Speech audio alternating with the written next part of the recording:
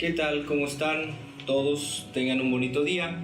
Vamos a iniciar hoy este texto, este pequeño tema, siguiendo nuestra línea de transmisión con respecto a compartamos nuestra fe. Y este compartir nuestra fe tiene que ver con el conocer también nuestra fe. Nadie ama lo que no conoce. Tenemos que conocer bien nuestra fe para poder amarla, para poder vivirla de una manera mejor, de una manera más clara, de una manera mucho más amplia. Y en este sentido, cabe entonces hoy ver nuestra temática con respecto al culto a las imágenes. Ustedes, los católicos, son idólatras porque tienen muchas imágenes y la Biblia prohíbe tener imágenes.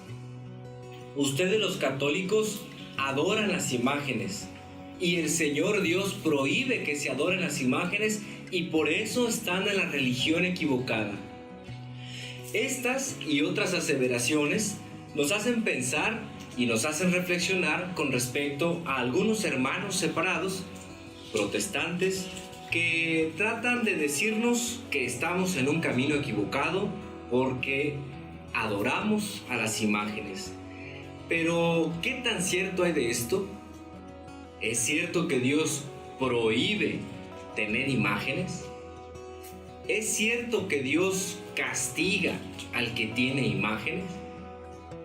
¿Es cierto que no estamos en el camino correcto porque tenemos y le rendimos culto a las imágenes? Estas y otras preguntas serán respondidas y despejadas a lo largo de este programa. He de mencionar que este programa tendrá 3 partes, debido a que es muy profunda la respuesta que tenemos que dar y un análisis más detallado de la palabra de Dios para poder entender el tema de las imágenes. Entonces, esta sería una primera entrega del tema del culto a las imágenes. Vamos a comenzar. Es importante que todos tengan su Biblia, los que tengan ahí su Biblia, su escritura, que sea una Biblia católica. ¿Cómo distinguimos? Bueno, pues la Biblia católica es la Biblia del pueblo, la Biblia latinoamericana, la Biblia guadalupana, en fin, muchas Biblias que al inicio, cuando la abrimos, tiene una aprobación eclesiástica, es decir, está aprobada por los obispos y tiene el sello de alguna diócesis o arquidiócesis. Entonces, pues para ello es importante entonces comenzar con este tema que es muy extenso. Pero vamos a tratar de dar unas pinceladas con respecto a esta temática. A quien le interese más, pues no se pierda la segunda y la tercera parte. Y a quien le interese mucho más, venga a clases de teología que aquí se imparten todos los sábados, para que tenga un criterio más amplio y pueda estudiar de una manera mejor y más precisa la Sagrada Escritura. Vamos a ver entonces que algunas personas nos dicen, como decíamos hace un momento, que los católicos somos idólatras. ¿Por qué? Porque adoramos las imágenes y Dios prohíbe tener imágenes, hacer imágenes, darles culto, etcétera, etcétera. Sobre todo de la Virgen María y de los santos. ¿Pero qué hay de esto? Efectivamente, la Biblia nos señala muchos pasajes en que Dios ordena a los israelitas, al pueblo de Israel, no hacer imágenes de dioses falsos, siendo que Dios prohibió hacer imágenes y adorarlas como dioses. Primer punto, el contexto de los libros que vamos a leer, como Deuteronomio, como Números, como Éxodo, es un contexto interesante, escritos más de 2500 años antes de Cristo, cuando el pueblo de Israel se iba consolidando poco a poco de ser un pueblo que se llamaba, que tenía muchos dioses, o bien politeísta. El pueblo de Israel poco a poco va caminando y se va haciendo monoteísta, es decir, un solo Dios. El pueblo de Israel tuvo muchos dioses, falsos, obviamente. Y en la conformación del pueblo del pueblo de Israel poco a poco se fue purificando y pasó de tener a muchos dioses o ser politeísta, pasó a ser monoteísta, es decir, de un solo Dios.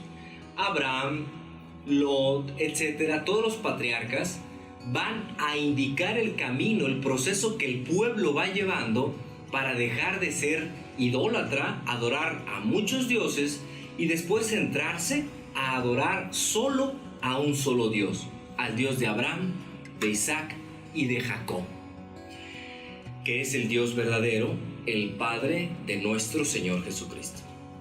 Entonces la Biblia nos va a ir diciendo en estos libros ciertas ideas sobre las imágenes de dioses falsos. Hago el hincapié porque digo dioses falsos porque vamos a verlo más adelante que Dios no prohíbe hacer imágenes, es más, manda hacer imágenes.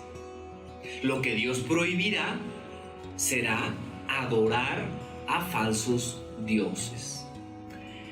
Entonces vamos a tomar en cuenta estas cosas, que estas culturas vivían en unos pueblos, o más bien cerca del pueblo de Israel, vivían ciertas culturas que influían en sus costumbres, que estos pueblos tuvieran muchos dioses. Por ejemplo, los cananeos, o por ejemplo, Mesopotamia, Egipto.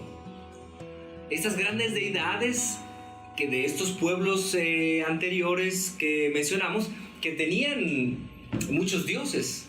Y cada vez más el pueblo de Israel va a centrarse en un solo Dios. El camino que va de ser politeístas, es decir, de tener muchos dioses, a tener un solo Dios, el Dios de Abraham, va a ser un camino largo y hasta cierto punto sinuoso, tortuoso el camino, difícil, porque el pueblo estaba acostumbrado a escuchar a otros pueblos que vivían cerca de Israel y que tenían, por supuesto, diferentes deidades, diferentes divinidades también. Y el pueblo de Israel quiere permanecer fiel. Y es por ello que todo el primer Pentateuco, es decir, el Génesis, Éxodo, Levítico, Números y Deuteronomio, van a ser escritos, repito, aproximadamente 2500 años antes de Cristo.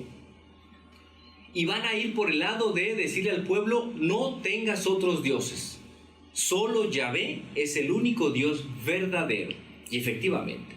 Entonces el pueblo va a caminar así. Vamos a justificar lo que estamos diciendo. Estos pueblos tenían muchos dioses y los adoraban como ídolos. Y eso era lo que Dios quería impedir. Pero en realidad, ¿los católicos somos idólatras? ¿Dios prohíbe hacer imágenes y darles culto? Vamos a ver qué dice la Biblia al respecto. Tengan su Biblia a la mano y vamos a buscar una lectura bíblica que es el Evangelio de Marcos, capítulo 12, versículo del 28 al 32. Repito la cita, Marcos capítulo 12, versículo del 28 al 32. Y vamos a darle lectura.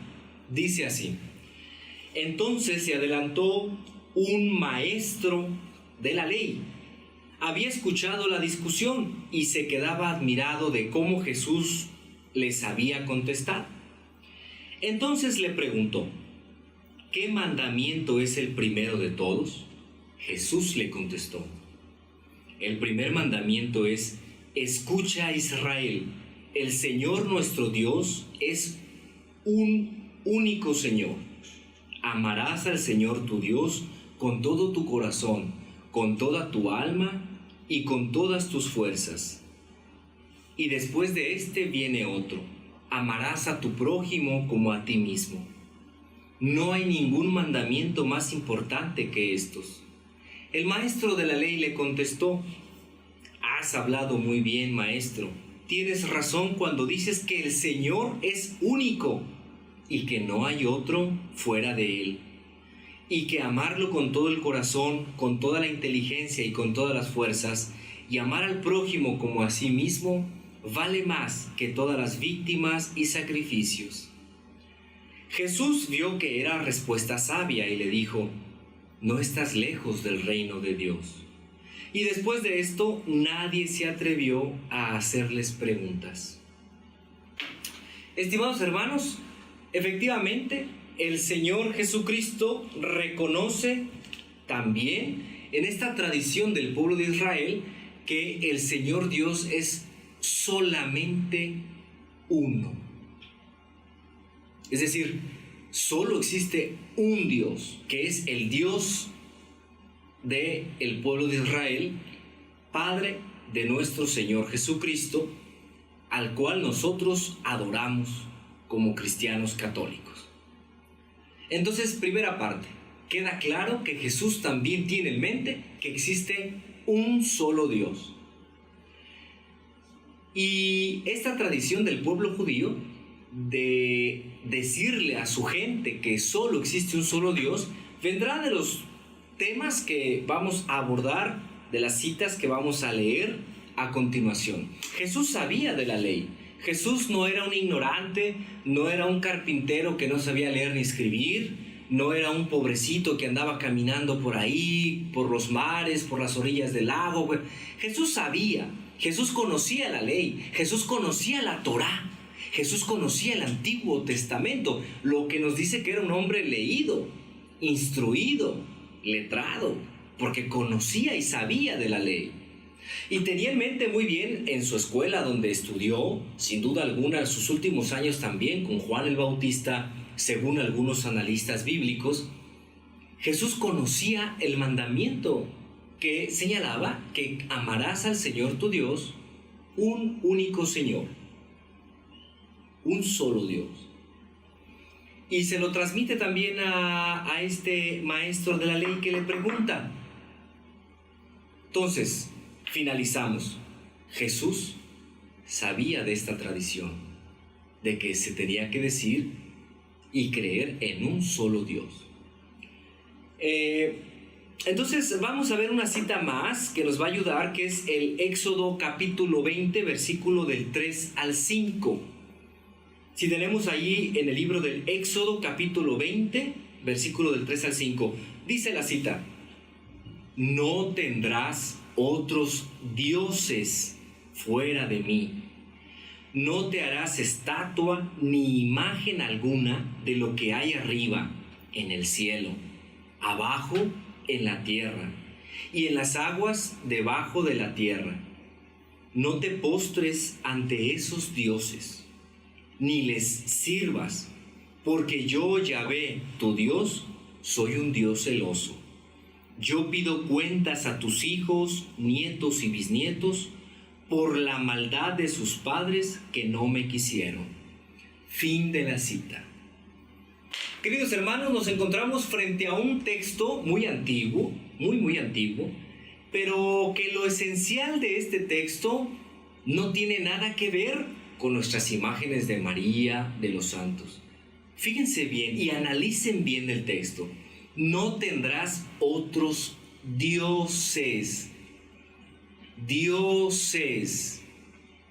Ahí el texto no está diciendo no tendrás una imagen de la Virgen María, no tendrás una imagen de San Judas, no tendrás una imagen del Sagrado Corazón. Jamás. El texto dice no tendrás otros dioses. Para nosotros la Virgen María no es Dios.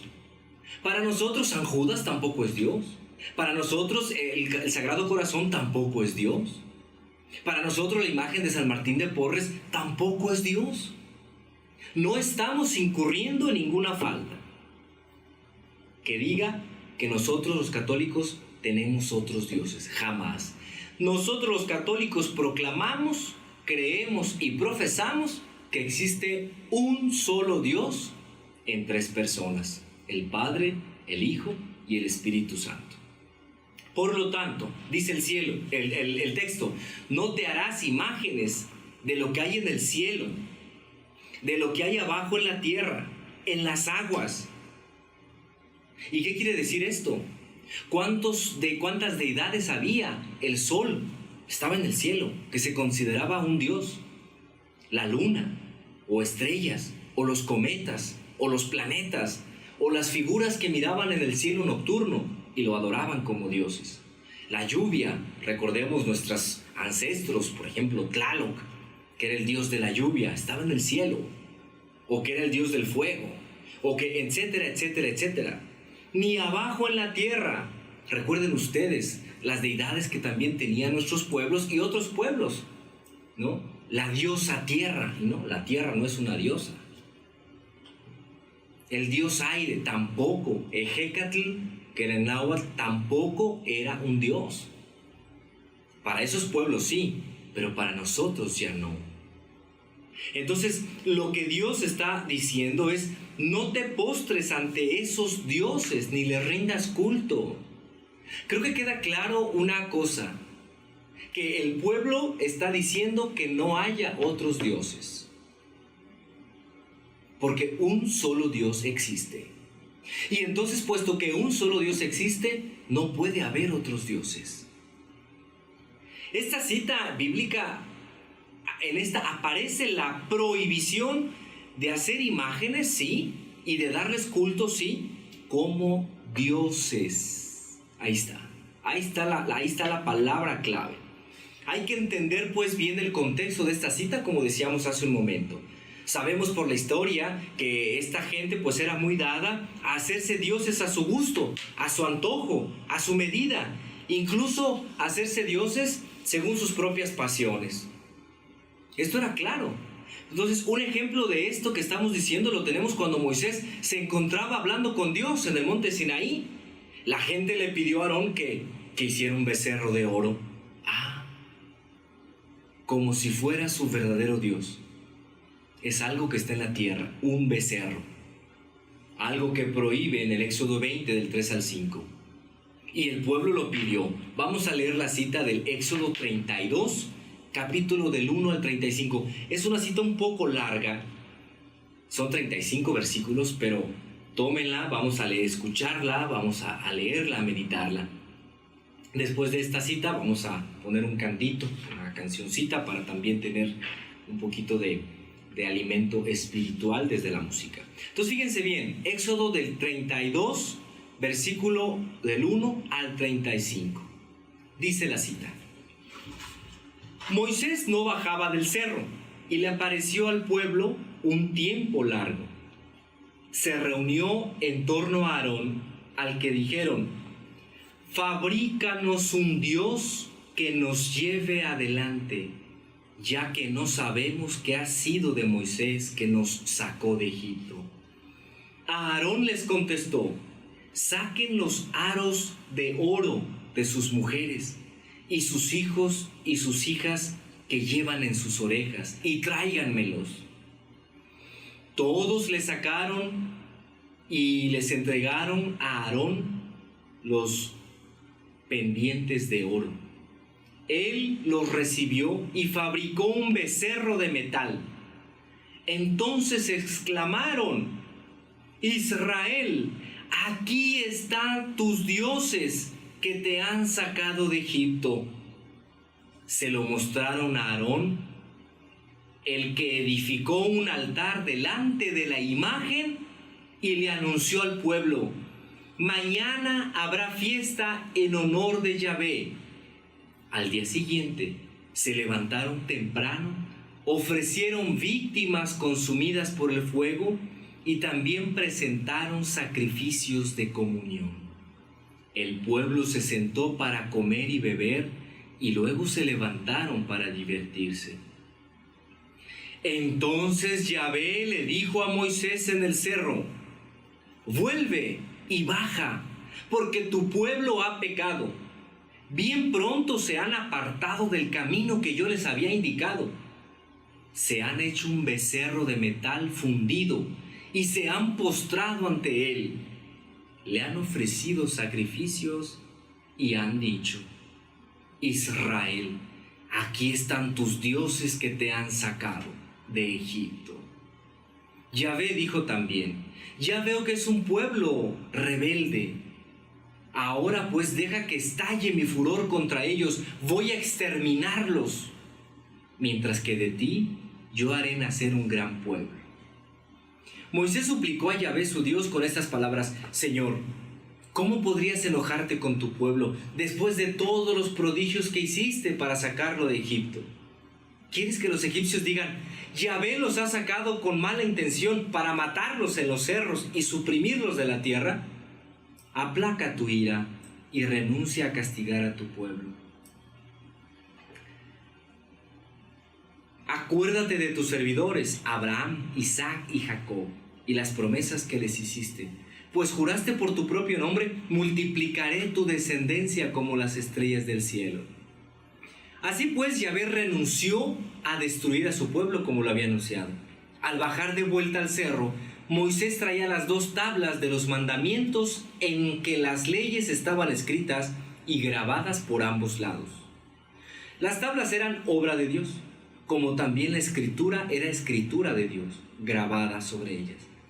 Josué estaba con Moisés, y al oír el griterío del pueblo dijo: hay gritos de guerra en el campamento. Moisés le contestó: no son gritos de victoria, ni lamentos de derrota. Lo que oigo son cantos a coros. Al acercarse Moisés al campamento, vio el ternero y las danzas. Se llenó de furor y arrojó las tablas, que se hicieron pedazos al pie del cerro. Después tomó el becerro de oro que habían fabricado, lo quemó y lo machacó hasta reducirlo a polvo, y dio a beber al pueblo agua con ese polvo mezclado. Moisés le dijo a Aarón: ¿qué te hizo ese pueblo para que lo hayas arrastrado a un pecado tan grave? Aarón le contestó: no te enojes conmigo, mi señor. Tú mismo sabes que este pueblo está inclinado al mal. Ellos me dijeron: no sabemos qué ha pasado con Moisés, el que nos ha sacado de Egipto. Así que fabrícanos dioses que nos lleven adelante. Yo les dije: ¿quién de ustedes tiene oro? Ellos se acercaron al instante, de sus orejas se quitaron su oro y me lo dieron. Yo lo fundí y salió este becerro. Moisés vio que el pueblo estaba sin freno, porque Aarón se lo había quitado, y que sus enemigos habrían tenido toda la razón al despreciarlo. Se colocó pues a la entrada del campamento y llamó en voz alta: vengan a mí los que estén con Yahvé.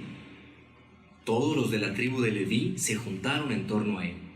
Él les dijo: esta es orden de Yahvé, el Dios de Israel.